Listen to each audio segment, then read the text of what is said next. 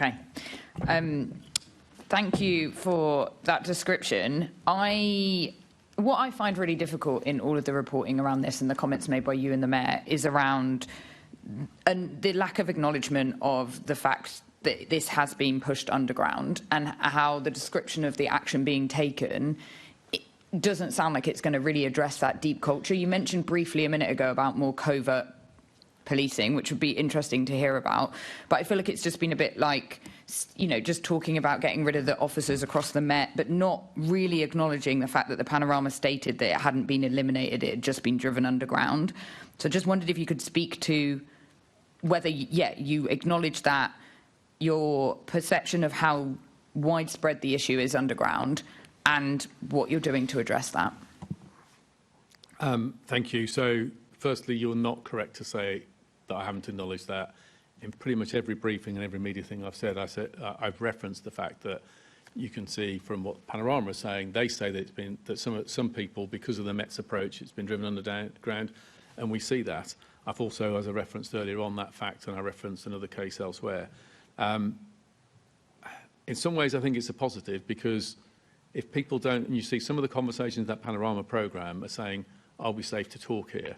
So they know that their views are not widely accepted, and you see some evidence of that.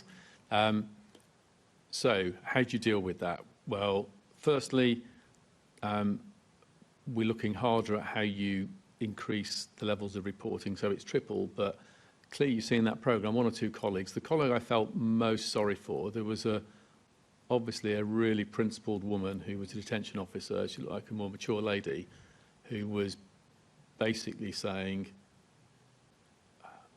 like throwing her hands up in horror, like, I work for this vile individual, what can I do about it?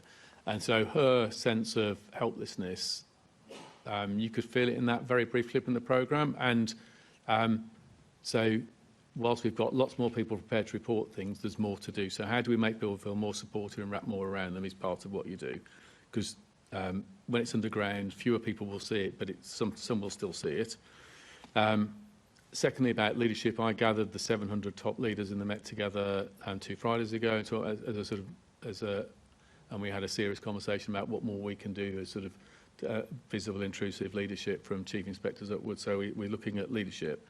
We're looking at policy, what allows networks to thrive. So policing has for too long avoided the question of Masons. You'll see we've launched a consultation on we have a conflict of interest policy where people have to declare conflicts. We're now adding explicitly to that the requirement to declare if you're a Mason. That's out for consultation, and on the 11th of November, the final proposal will come back to our executive committee.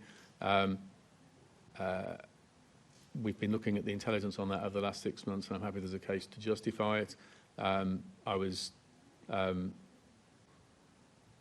I was intrigued that within 2 hours of us launching the consultation, the Secretary of the Met Federation had launched a tirade against this being an outrageous infringement of his rights. He's subsequently been rounded upon by many of his members saying, when were you going to consult us, and does this mean you're a Mason? Which he hasn't answered that question. But so taking on issues like that about networks is really important. And then thirdly, the covert issue, and you'll forgive me for not talking in detail here about covert tactics. I guess what I'm trying to get to is Casey found the institutional failings 2.5 years ago. Charing Cross had similar issues, a number of years ago. I think it's just really difficult to hear that we're here again, hearing of similar, like that case, the Panorama showed people getting stamped on in a cell. Like, the use of force was really extreme. Like, this isn't just people having a chat and saying inappropriate things, which is also wrong, but this is really extreme. And I just, I came in, when we got elected about 18 months ago, I came in here genuinely feeling like the Met could be reformed. You look at some of the commitments I made before we came in here, and I've just really struggled hearing some of the obscurity of the data, seeing time and time again these extreme failings, like, just seeing this Panorama, and I'm just finding it deeply frustrating that we're just here again, hearing more of the same. And I just don't know. Yeah, I don't know if you have got any comments on this as well, but it's just, And I think this is how Londoners feel. You know, you quoted 80% trust earlier. I'm sure that's plummeted since people saw the Panorama, because I'm hearing from Londoners from all different demographics that that's really impacted their trust. You know, people saying they'd never go to Charing Cross. So I just think it's this combination of what's really happening and how many times we have to be here hearing the same thing. So a lot has changed. Clearly, that programme shows the work isn't finished, and I've never suggested it is. We've removed nearly 1,500 people from the organisation. That's extraordinary. That's way beyond anything ever done in British policing before. That stands on the fact that stands on the integrity and confidence of the majority of our people is really powerful. All the work we've done, which has been validated by the inspectorate on issues like the training and improvement in service to, say, victims of violence against women and girls, the squeezing out the system of victim-blaming language, the increased sort of diversity of recruitment, the increased diversity in terms of our promotion processes. There are many indicators of progress. But likewise, there are indicators there's more to do, and I'm not shrinking away from that.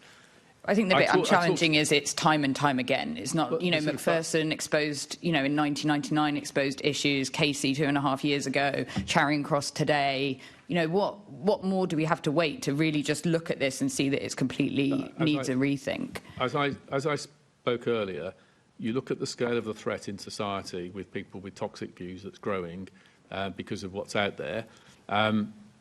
We are building an insider threat capability to defend ourselves against that, because we need to be the best of the best.